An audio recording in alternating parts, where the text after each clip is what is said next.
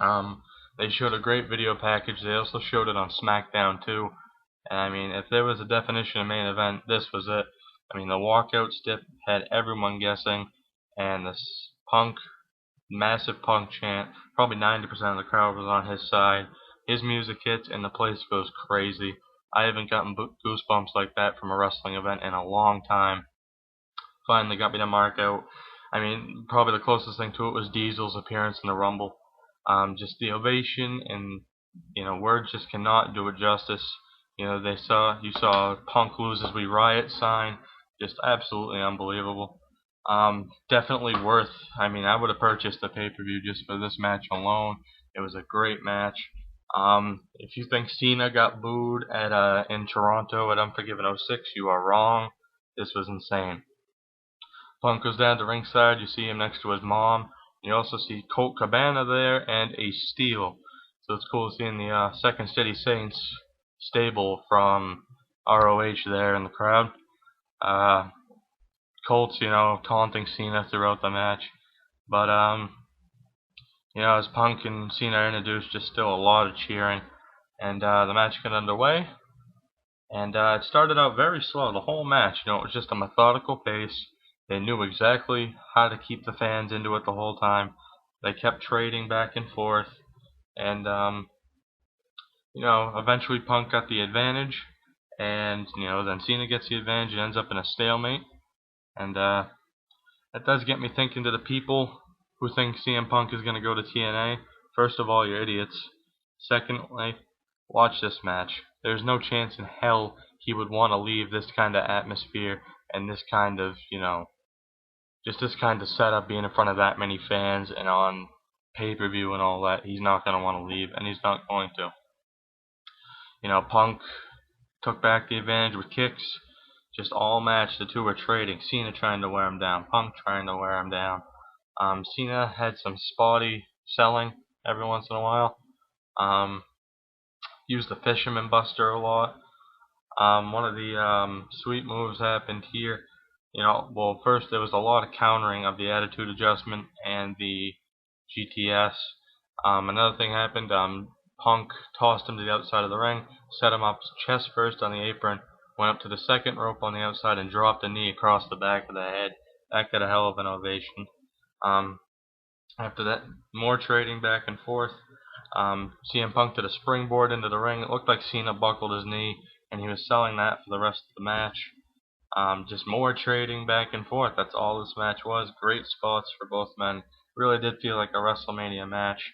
CM Punk had a nice suicide dive as Cena was really taking control. Punk went for a springboard again. He missed, and Cena hit the 5-knuckle shuffle. He went for the Attitude Adjustment, but Punk landed on his feet. Punk gets a near fall out of that. Punk goes for the GTS. It's countered. Cena goes for the AA. It's countered. STF is locked in at one point off another kick counter. Just back and forth. Punk got some kicks in there. At one point, Punk went up top and did the Randy Savage pose, pointing up to the top. He got caught in a crossbody. Cena lifted him up after he caught him. Went for the AA. Punk counters. Goes for the GTS. Cena counters. Locks in the GTS. Really looked like Punk was going to give up there. And he escapes with a really nice counter. Locks in the Anaconda Vice for the first time in a really long time. And at this point, I'm really feeling like CM Punk is going to lose this match. Cena battles back and hits an Attitude Adjustment. That gets it too. At this point, it was close to 25 minutes. The crowd was just in complete awe. Cena went up top and went for his top rope leg drop, but Punk kind of guided him down to the mat. He went for a power bomb, but he just misjudged it. Punk does his sleeping motion. Sets him up for the GTS, but Cena grabs the rope and drops to the apron. Cena grabs Punk by the back of the head and sends him neck first over the rope.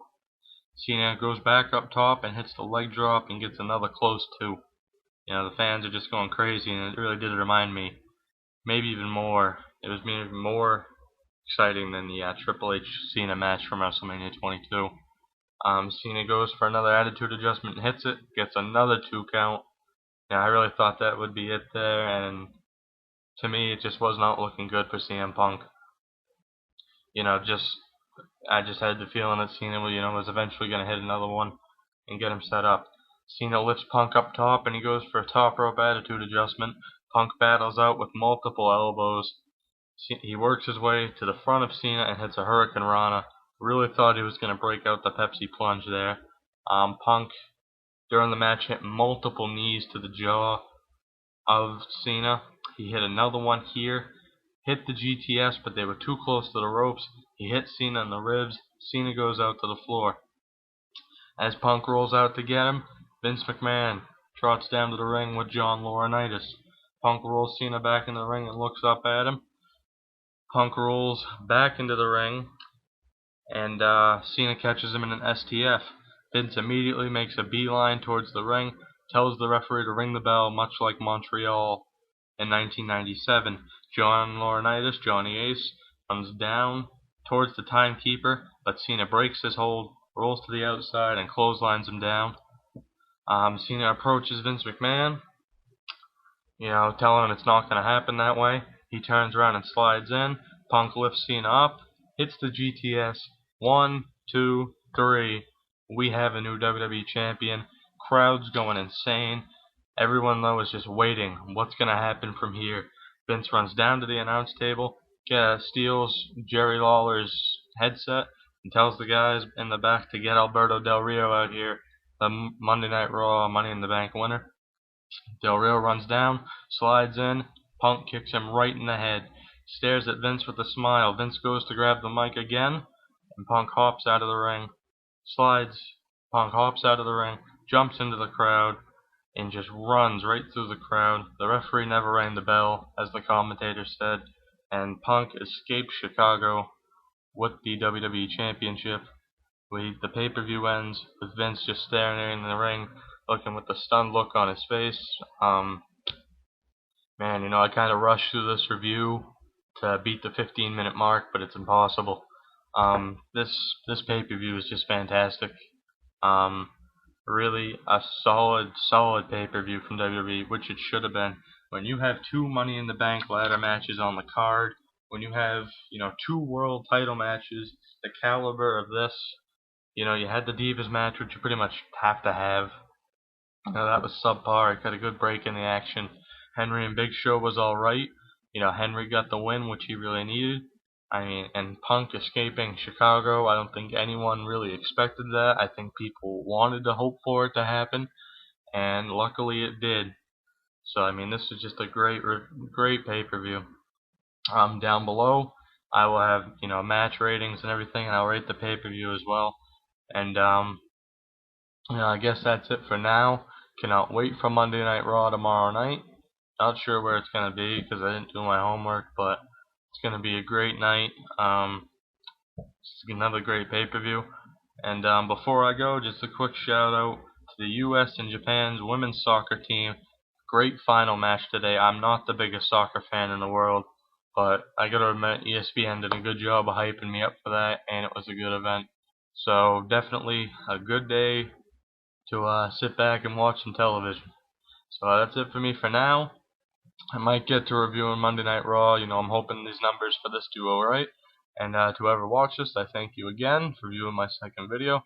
And I will see you guys tomorrow. CM Punk is the WWE Champion.